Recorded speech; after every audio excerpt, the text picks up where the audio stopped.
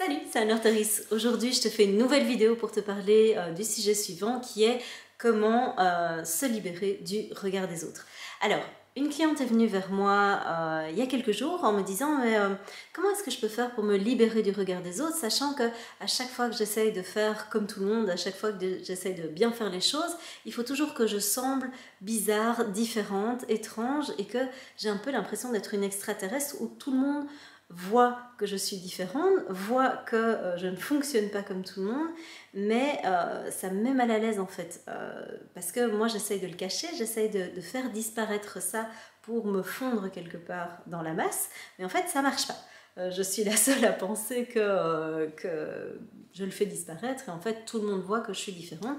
Donc elle me disait mais concrètement, je fais quoi avec ça? Comment est-ce que je fais pour assumer ma différence? Comment est-ce que je fais pour assumer que cette différence soit visible et que tous les regards se tournent vers moi? Alors, aujourd'hui, je vais te partager 3 pistes pour pouvoir assumer quelque part ces différences qui sont les tiennes, qui sont finalement qui tu es, qui sont ton unicité, et donc pour pouvoir te libérer du regard des autres. Alors, le tout premier point que je t'invite à faire, c'est la première piste, c'est de pouvoir repérer une petite caractéristique, quelque chose de suffisamment significatif pour toi, qui te caractérise, mais avec lequel tu n'es pas à l'aise.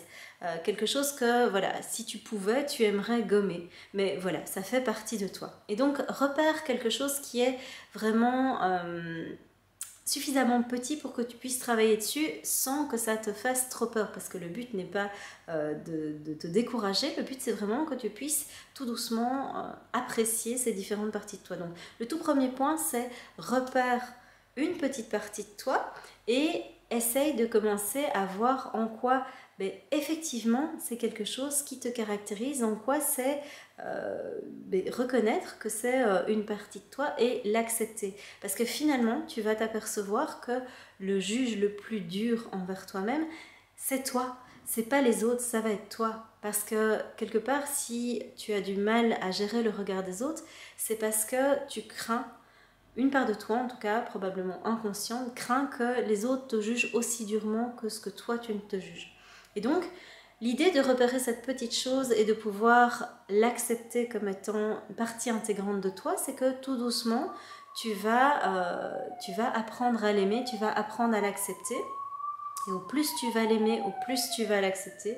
On nous envoie les secours apparemment. Je vais attendre que le bruit passe parce que l'ambulance est passée. Et donc, l'idée, c'est vraiment de pouvoir aimer et accepter cette petite partie de toi comme faisant partie intégrante de toi. Au plus tu vas aimer cette partie de toi comme étant une caractéristique, ok, certes peut-être un peu bizarre, mais comme étant quelque chose qui fait partie de toi, au plus ça va être facile de faire face au regard des autres parce que quelque part, ça va moins te toucher, voire plus te toucher. Alors, dans les caractéristiques que tu pourrais avoir, tu pourrais trouver par exemple, je repense à d'autres clients qui me disaient, moi, par rapport à l'injustice, c'est vraiment quelque chose, dès que je trouve quelque chose injuste, mais je m'enflamme, mais en 3 secondes, et les personnes qui sont autour de moi ne comprennent pas pourquoi je monte aussi vite dans les tours, alors que pour eux, ça paraît vraiment quelque chose de anodin ou sans intérêt ou sans importance. Ça pourrait être que je suis sensible, que j'ai une sensibilité particulièrement forte, qu'un rien ne me touche et que d'habitude, en général, j'essaye de ne pas le montrer aux autres, j'essaye de montrer que je ne suis pas blessée, j'essaye de montrer que ça ne me touche pas. Et bien là, en fait, l'idée, c'est tout doucement de pouvoir reconnaître ça. Ça pourrait être... qu'est-ce que ça pourrait être encore oui, ça pourrait être par exemple que tu es quelqu'un de maladroit.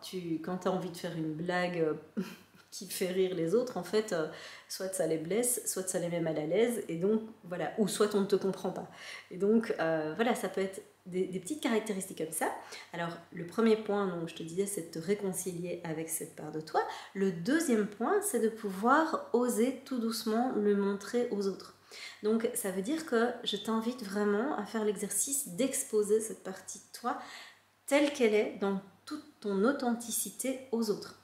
Pourquoi? Parce que au plus tu vas la montrer aux autres, au plus tu vas pouvoir te rendre compte que, en fait, quelque part, les autres ne te jugent pas forcément aussi fort que ce que toi tu ne fais. Peut-être que tu vas te rendre compte que tu es plus accepté et mieux accepté dans toute ta différence que ce que tu n'imaginais. Et donc c'est vraiment un retour que j'ai régulièrement de la part de mes clients qui me disent mais c'est dingue depuis que en fait je m'en fiche quelque part du regard des autres. Alors je m'en fiche pas pour blesser les autres, mais je m'en fiche dans le sens de mais ça les regarde, ça leur appartient.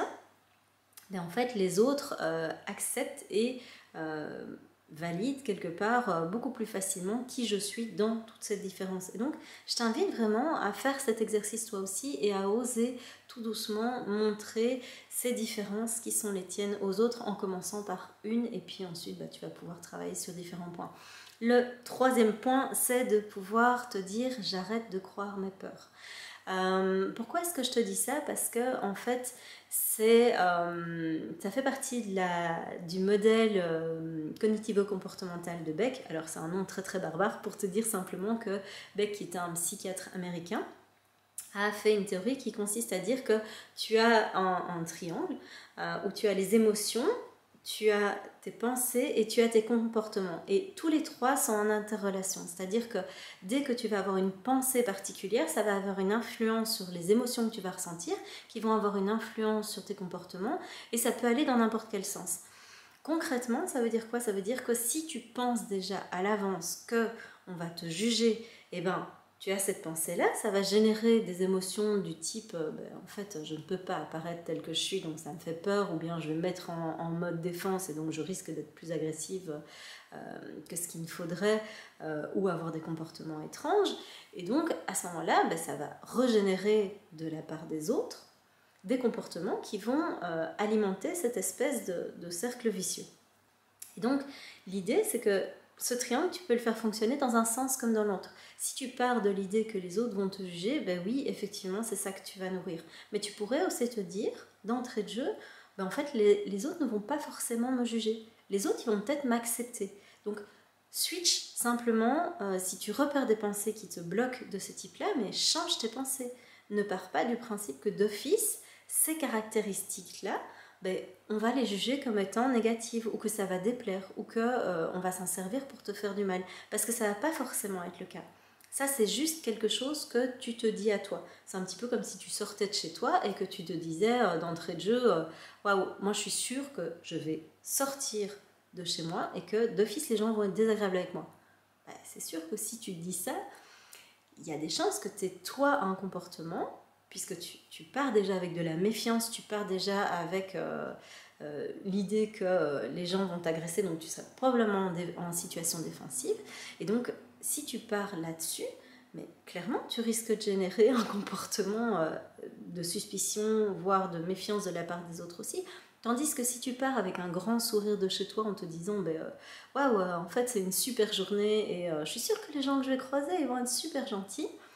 Perso, moi c'est comme ça que je sors de chez moi. Tu vas voir qu'en fait, rien qu'à ton sourire, les gens ils vont se dire mais en fait cette personne a l'air trop cool.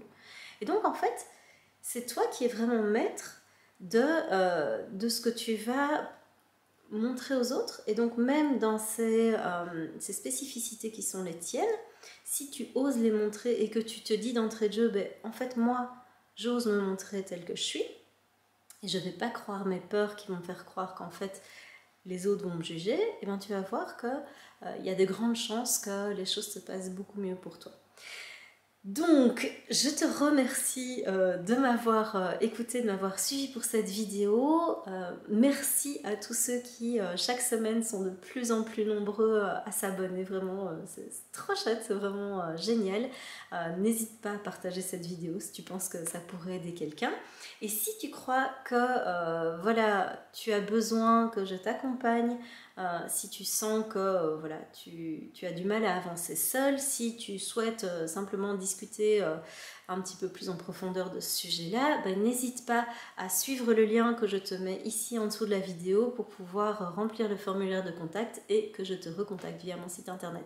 Là-dessus, je te dis à très bientôt pour une nouvelle vidéo. Je t'embrasse, prends bien soin de toi. Salut!